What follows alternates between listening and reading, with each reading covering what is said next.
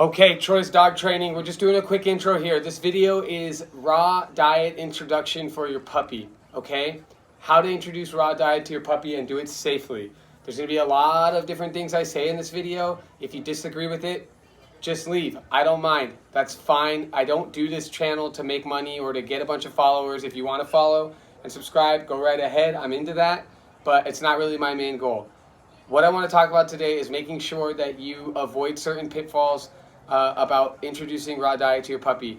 If you're watching other channels and listening to other people who say give your puppy bone-in raw chicken at 8 weeks old, you're an idiot.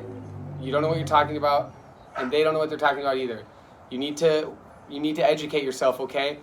I only have done this video so far about puppy raw diet. I highly recommend checking out Peter Kane Dog Training. He has tons of videos about raw diet for puppies, okay?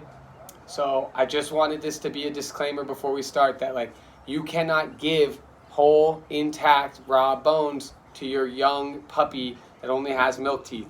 You need to ease them into it. You need to take your time and you need to be thorough, okay? So you'll see as you go into this video, this is the base of this meal is gonna be chicken feet, but we're gonna smash everything up and I'm gonna show you guys how I do all that. Just a piece of advice or a warning or a word to from the wise, somebody who's experienced it. If you're trying to feed a puppy and get them into raw diet, but you're worried about the bone-in stuff, chicken feet are a really good option. But you have to break them up into they can't look like this, right? They have to look smashed up like this. This is completely flattened. All the bones have been kind of emaciated. She'll be able to rip this apart, the puppy, but she's about a 4-month-old puppy going on maybe on her 16th, 17th week. So we can bush these up. But let me just tell you, this is not easy to achieve. My best advice I could give you is to freeze the chicken feet first. I literally freeze them because they bounce around and they're so slippery if you don't. And then you literally just get out a hammer and smash them into oblivion. It's pretty much the best bet that I've found, fastest way I've found to make this work. You gotta smash them up though. You really gotta. Maybe get a piece of metal or one of those non-wooden cutting boards. In my opinion, putting a cutting board on the ground makes it worse because it doesn't transfer straight. I just put a piece of plastic down, usually from the chicken feet themselves, and then just hit it on that. It's not a big deal. It's a fucking dog. It'll be fine.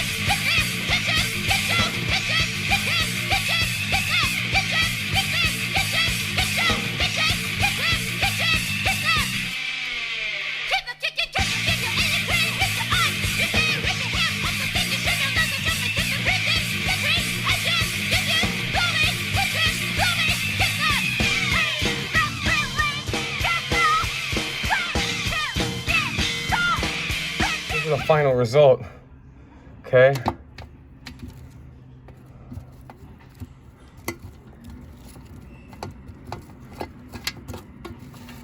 So that's 14 or 15 chicken feet. Those will last a while.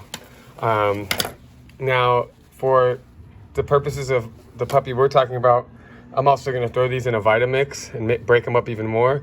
And then I'm stuffing them in a Kong because this puppy has had poor eating habits when it came here, was eating too fast.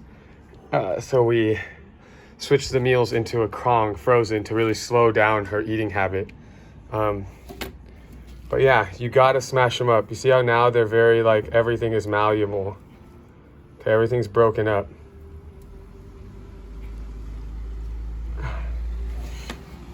I might also take them and chop them up with some of these 99-cent store scissors. So again, we're doing chicken feet for a puppy. That's why we're smashing this shit up.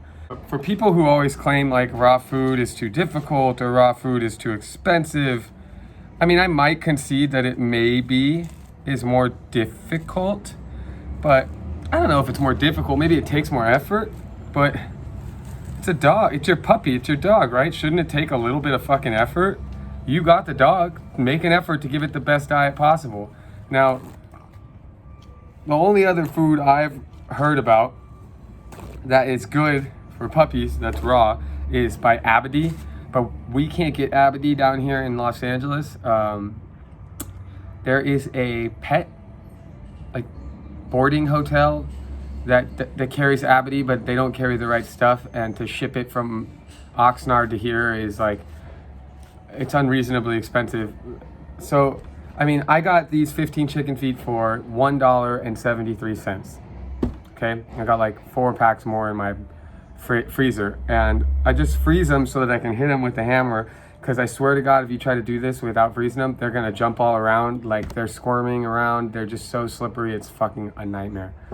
But now we'll take them and we'll chop them up, right? We'll take them and we'll start cutting them into pieces, and then I'll throw them into the Vitamix to really break them up, and that's just so that I can be certain that the puppy's not getting anything bad. And also, I want to put the pieces into a Kong.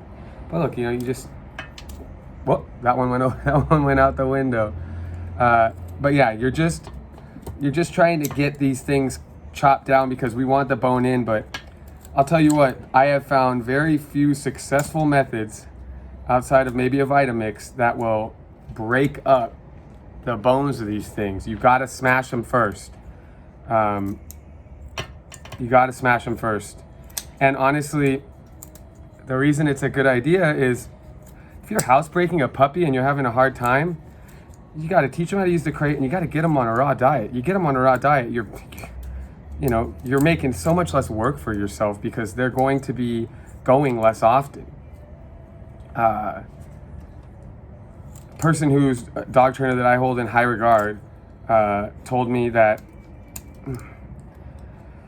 sorry, I'm trying to make hay with both these things. They told me no, get out of here, dog. Trying to get my food. Not really trying, but he's looking for it. Somebody told me that, shit, now I'm losing my train of thought. I don't know, I forgot. I'll have to edit the video.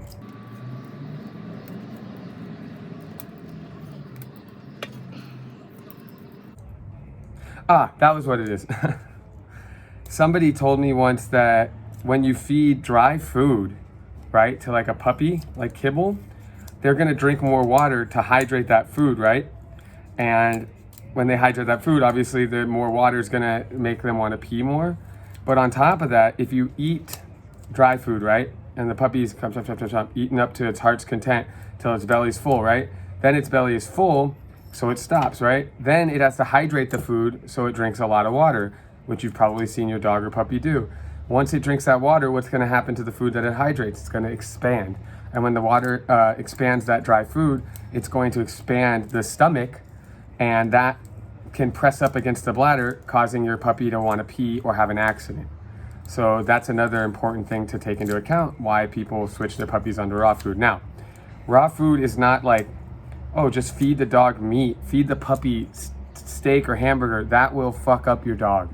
Don't do that, okay? Do research if you're gonna do this.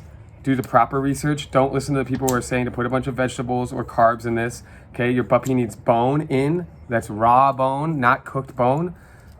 Chicken is a good base. I recommend chicken feet. They're gonna need some kind of fat supplement. I use fish oil. You can use lard or things like that. And they're also gonna need, the protein from the meat, right?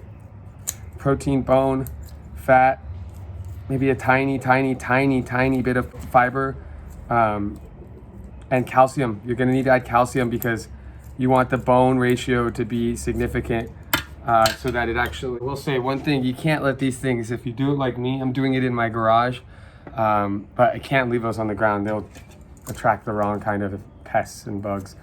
But yeah, you want to add calcium. You want to break it up. You want to make sure that you've got a good, I mean, chicken feet are a really good option. They have a lot of bones and ligaments in them. That's why it's a pain in the ass to break them up. But it is worth it. I do this once, maybe once every 4 or 5 days. And then I make a mixture of it and I put it in the Kong, and I'll put a scoop of the pure calcium I have. It's calcium without D3. I don't want to take credit. That's something I was taught and learned from Peter Kane videos, is like, and he's right. Do not get calcium with D3. You can get calcium from the pharmacy, just it can't have D3. If you want to know more about that, I highly suggest watching Peter Kane's content. He has so many good videos about that. I mean, I know I know some people out there, he might be a little rough around the edges for some people, but I think he's fucking awesome. And yeah, you don't want D3. There's reasons for it. I can go into them here. The main reason is like, you don't want the calcium phosphorus levels to be fucked up on your dog, because then your dog's gonna leach calcium from its bones. And again, you want to hear more about that. I'm not the expert, okay? But I will say I recommend checking out Peter Kane Dog Training. It's a great video. It's a great channel. He's a great dude, and he's probably one of the most honest and knowledgeable people when it comes to raw food, raw diet. He doesn't mince words, and he doesn't waste your time, which is what I like. So I won't waste your time here either acting like I'm the expert. I am only an expert at what I know to do with these dogs and this food stuff. But if you want to know a lot more, I highly recommend checking out Peter Kane Dog Training. He's, again, a little surly, but in my opinion, one of the best. All right, we're getting up at the end of this. It's been a good vid. I'm cutting some fucking fingers. My hands are frozen from the chicken feet, but I'll tell you what, frozen is a lot better than slimy. I'm telling you, you gotta freeze these things. Let's recap, right? Let's recap as I'm done. Okay, it took 7.5 minutes. Raw food's too much work. It's not that much work, okay? 7.5 minutes is very little work. So let's recap.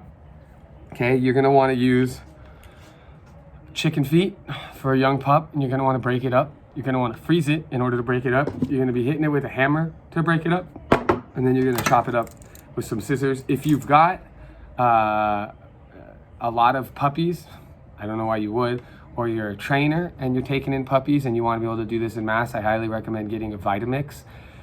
At this point, it's the only blender, grinder, automated situation that's not like this that I've seen that does a good job, but I would still get it to this point before I put it in.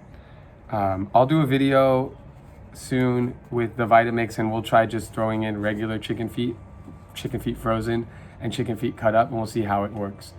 But yeah, I mean, that's the main video. This was $1.70 something, maybe $1.82, depends on what package I get. But you get anywhere from 15 to 20 chicken feet for that, and you can feed a puppy, this 4-month-old puppy, I feed him a couple times, or a few times a day.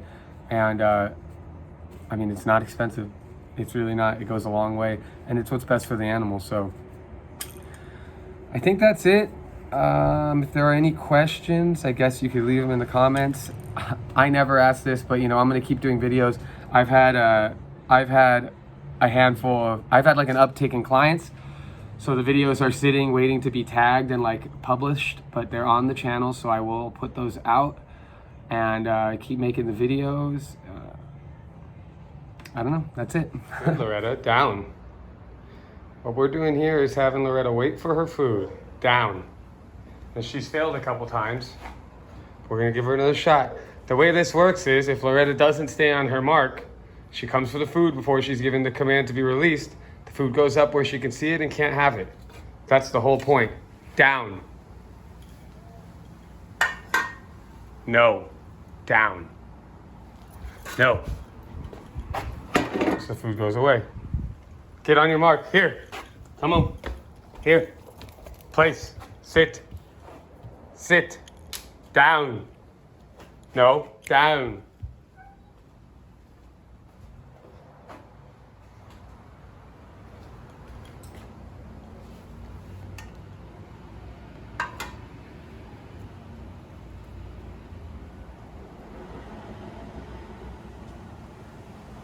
Okay, go ahead. Some chow. How's that taste, dog? Good? Dog loves his chicken legs.